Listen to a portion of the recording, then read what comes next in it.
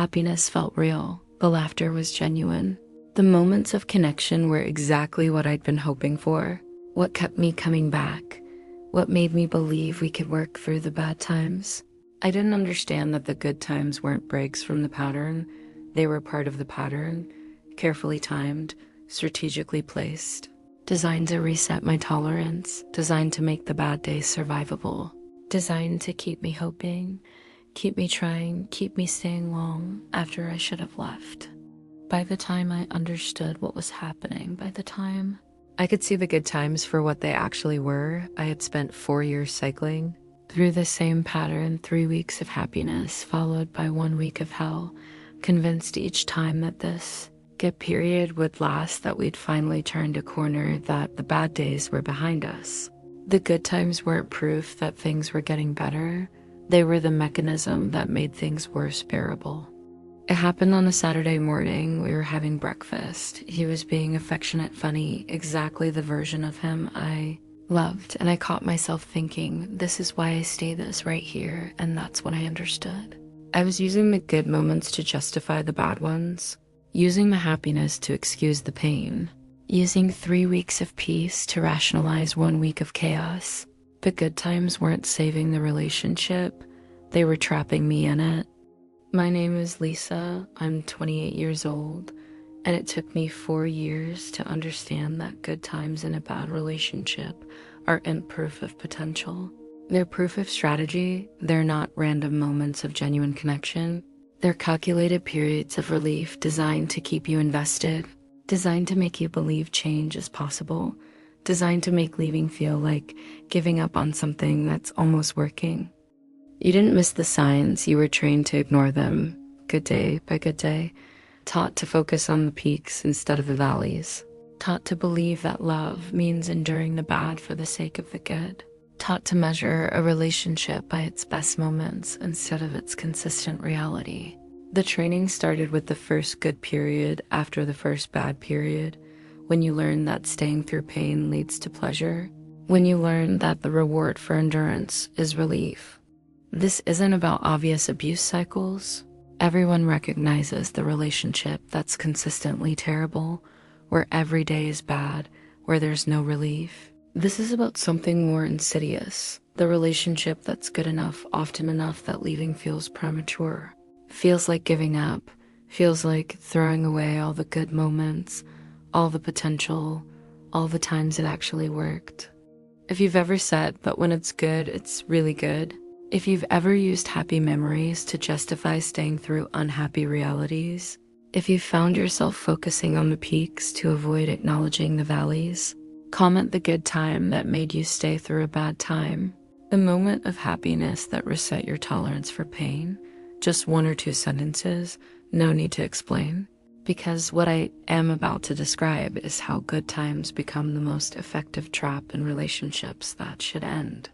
I met him in late fall. We had mutual friends, started talking at a group dinner. He was charismatic, engaging, made everyone laugh. We exchanged numbers, started texting. Went on our first date the following weekend. Dinner and drinks. Conversation flowed easily.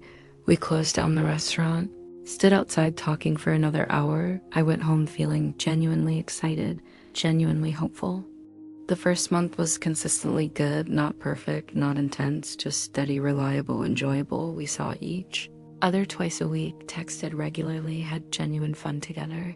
He was attentive without being overwhelming, interesting without being exhausting, present without being demanding. It felt healthy, balanced, adult, like a relationship between 2 secure people who were building something real at a sustainable pace.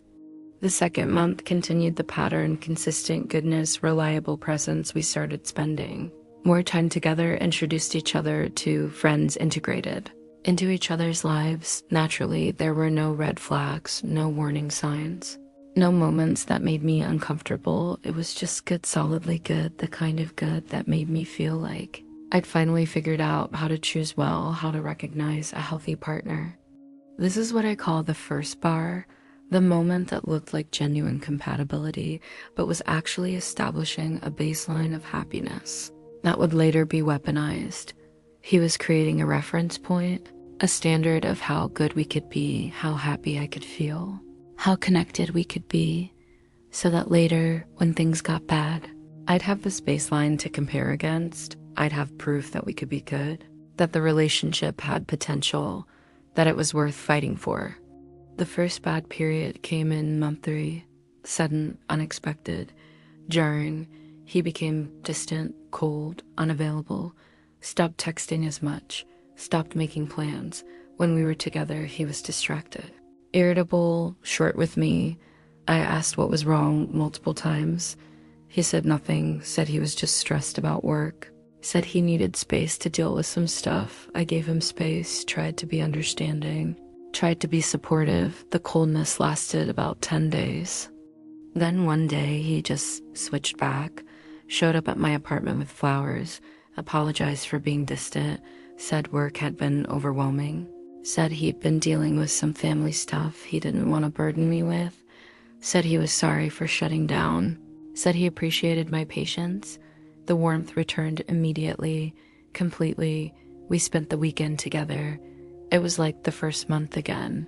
Easy, fun, connected. I was so relieved. That was the first cycle, 10 days of cold, followed by a return to warmth. I filed it away as an anomaly, as stress-related, as something we'd gotten through together, as proof that we could weather difficult periods. I didn't recognize it as the beginning of a pattern.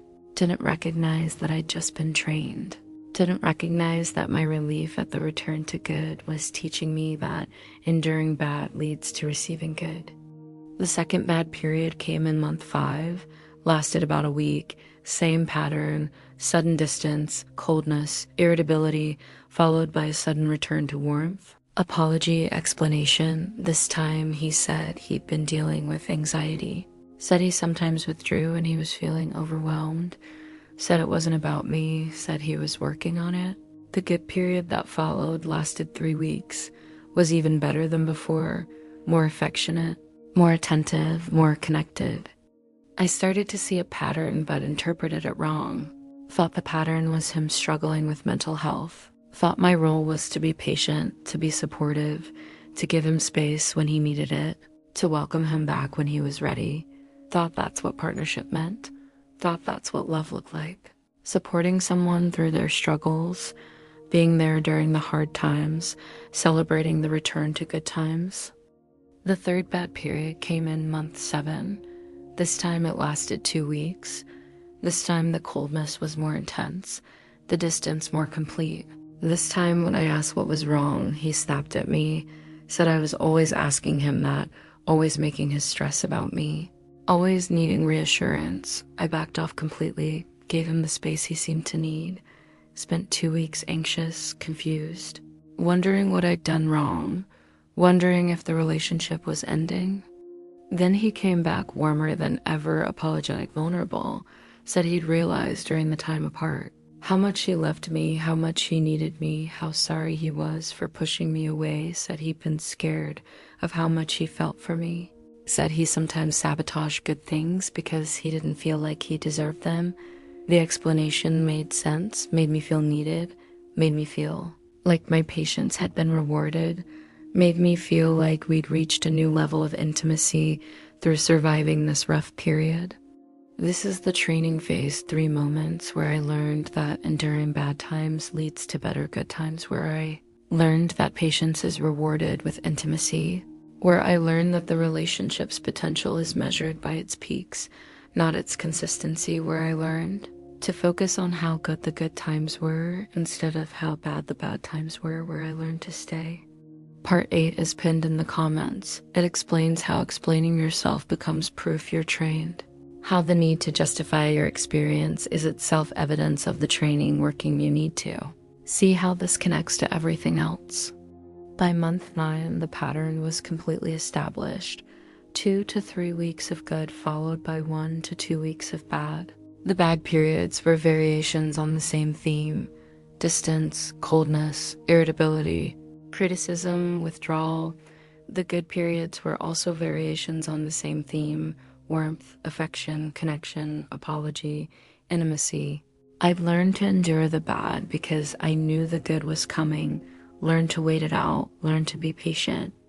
During good periods, he was everything I wanted: attentive, affectionate, funny, engaged. We'd have amazing weekends. Together, long conversations, genuine laughter, physical intimacy that felt connected and real. He'd make plans for our future talk. About trips, we'd take things we'd do, how he could see us together. Long term, the good periods felt like proof that the relationship was real, it was working despite the rough patches. During bad periods, he was cold, distant, critical, would find fault with everything, would withdraw affection completely, would make me feel like I was too much, too needy, too demanding, would say I was making his stress worse, would say I didn't understand what he was dealing with, would make me feel guilty for having needs, for wanting connection, for expecting consistency.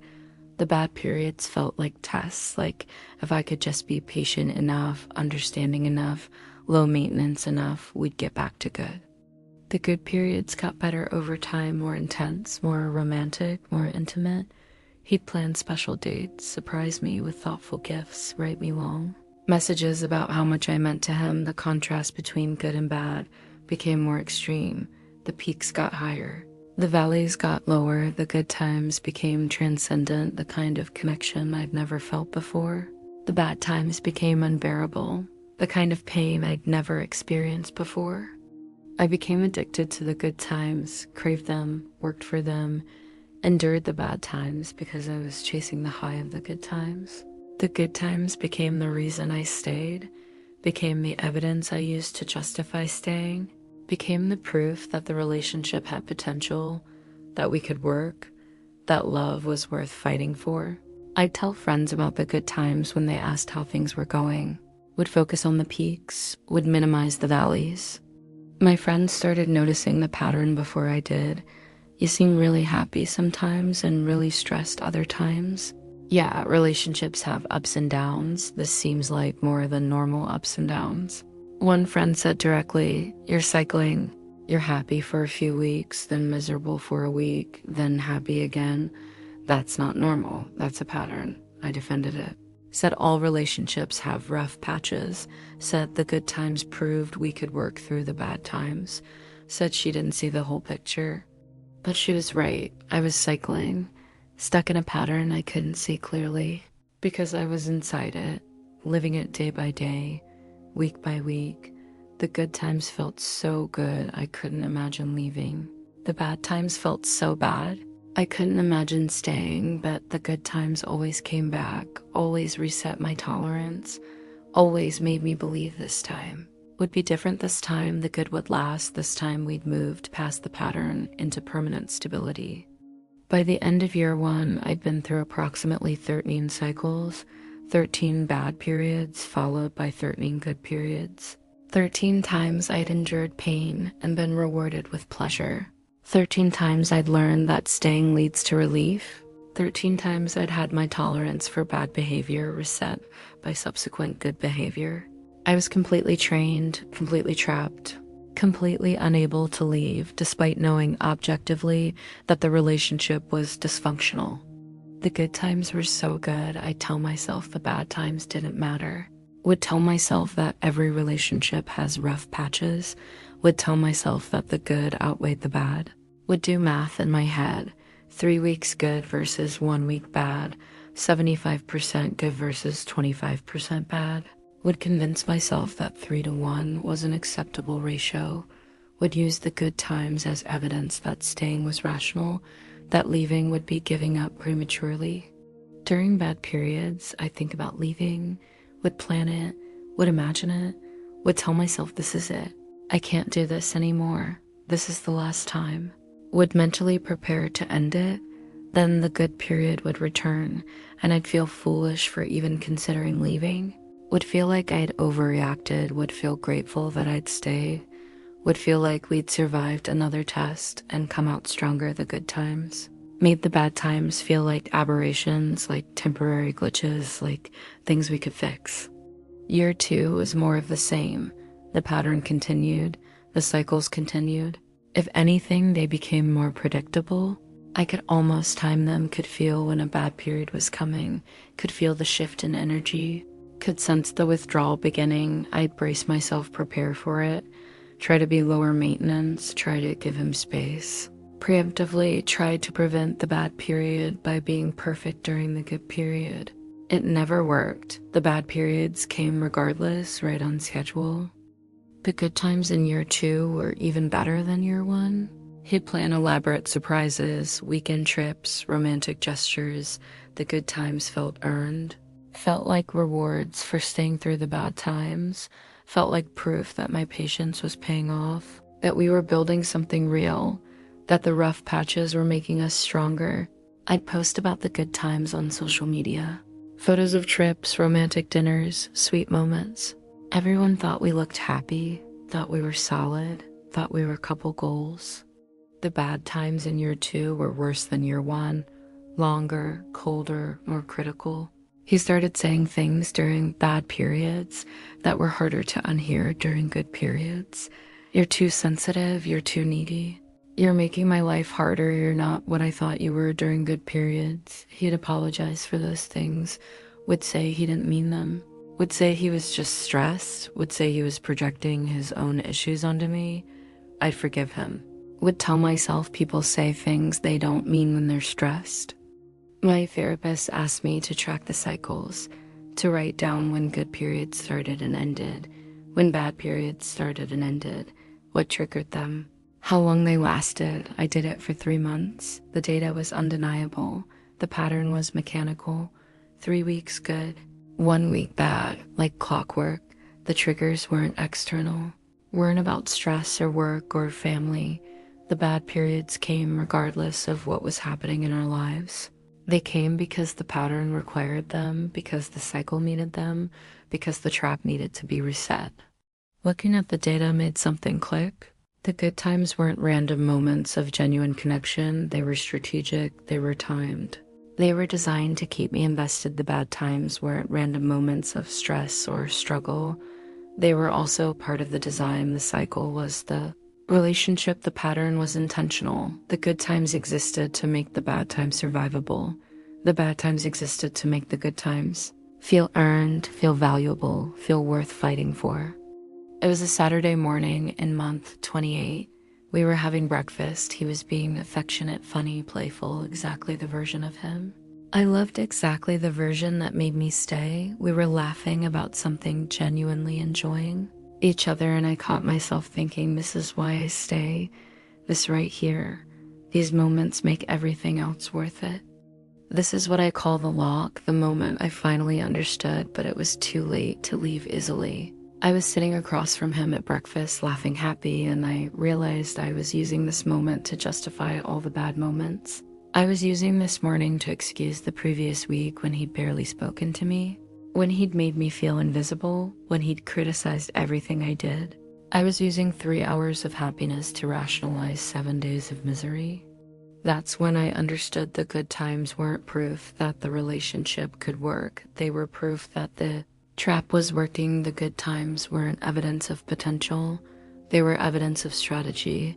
The good times weren't breaks from the pattern. They were the most important part of the pattern, the part that kept me cycling, kept me hoping, kept me staying. The good times were the trap.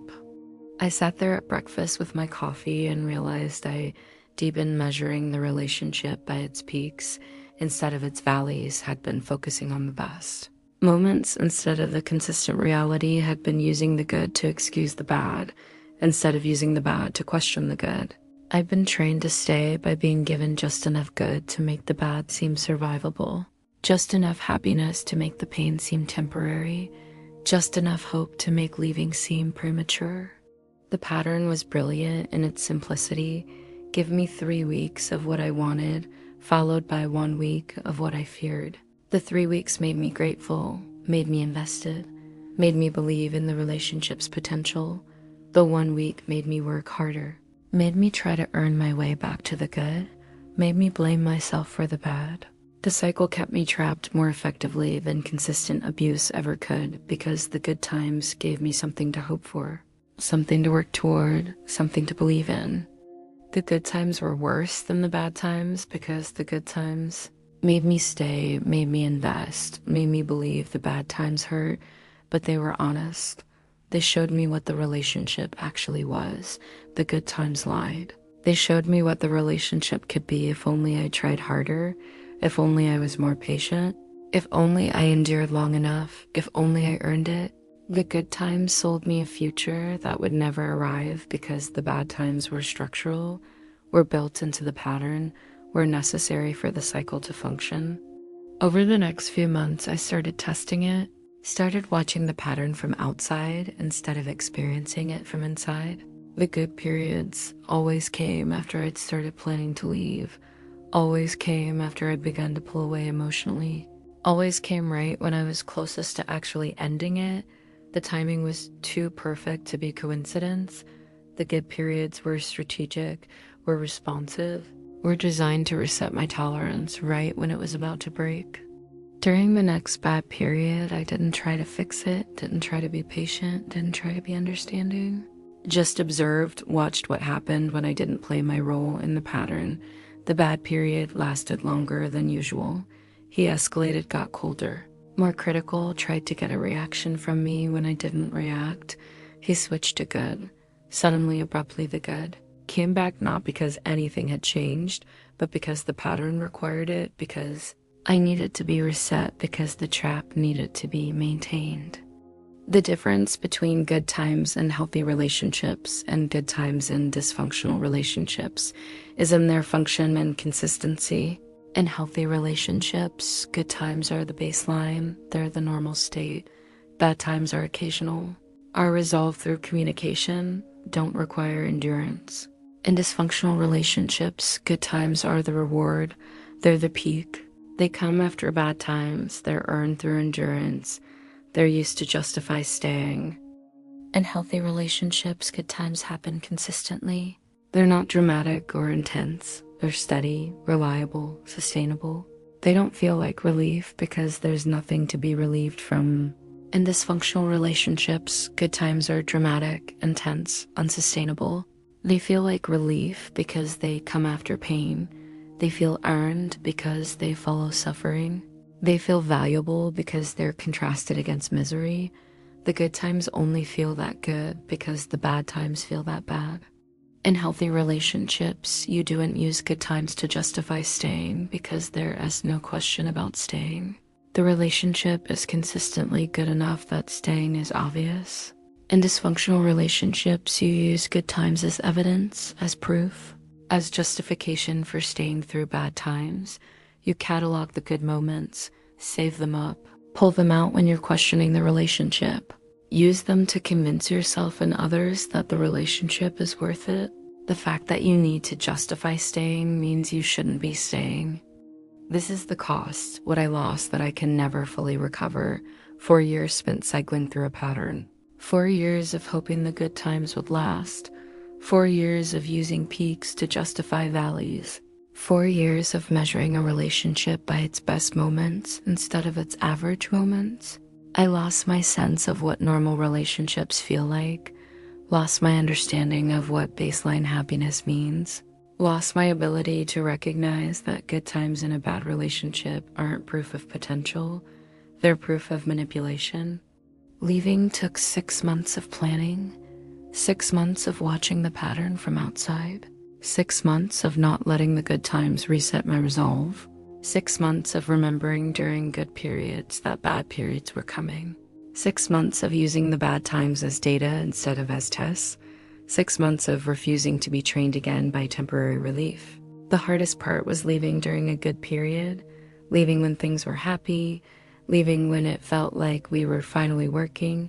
But I knew the pattern, knew the bad period was coming, knew the good was temporary, knew the cycle would continue forever if I didn't break it. The good times followed me after I left, haunted me, made me question my decision, made me wonder if I'd given up too soon, made me remember all the happy moments, all the laughter, all the connection, all the times it felt real. I had to actively remind myself that the good times were part of the trap, that they weren't evidence of what the relationship could be. that they were strategic pauses in a pattern of dysfunction, that I wasn't leaving the good times, I was leaving the cycle. 6 months after leaving, I was talking to my therapist about the relationship, processing it, understanding it. She asked me to describe the good times. I started talking, describing the trips, the romantic gestures, the moments of connection. I talked for 20 minutes about the good times. She stopped me, asked how long the good times lasted total, over 4 years. I did the math. 3 weeks out of every 4, roughly 75% of the time was good. She asked me to describe the bad times.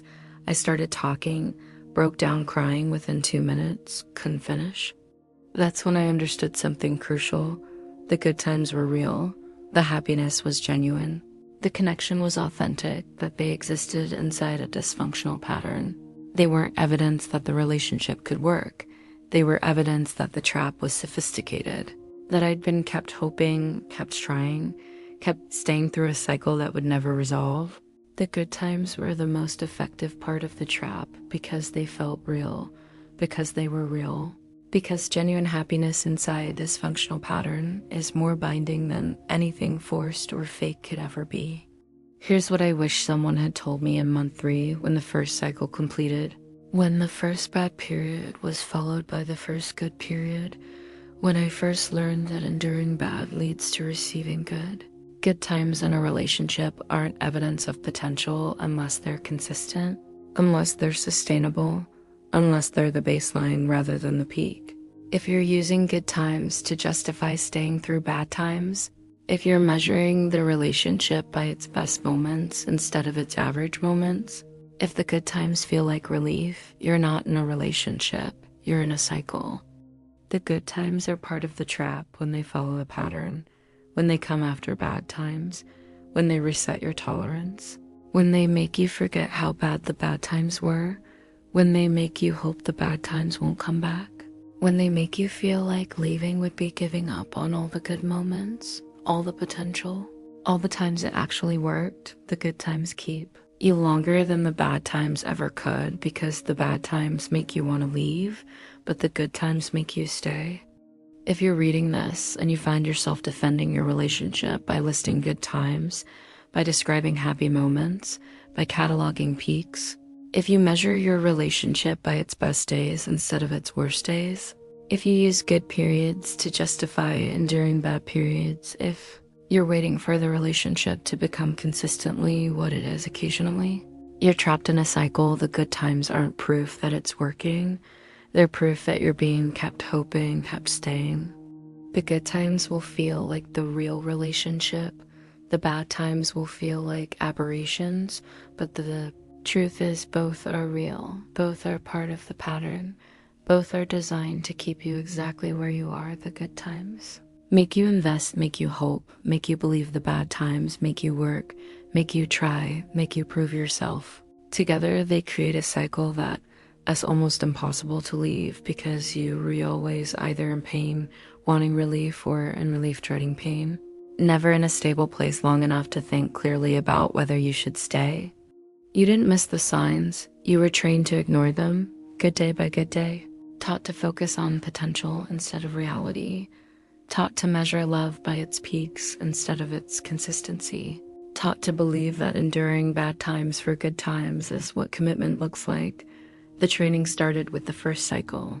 When you learn that staying leads to relief, when you learn that patience is rewarded, when you learn to hope.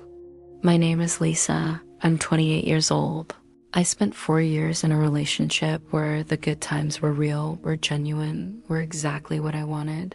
And those good times kept me trapped in a cycle of dysfunction longer than any amount of consistent bad could have.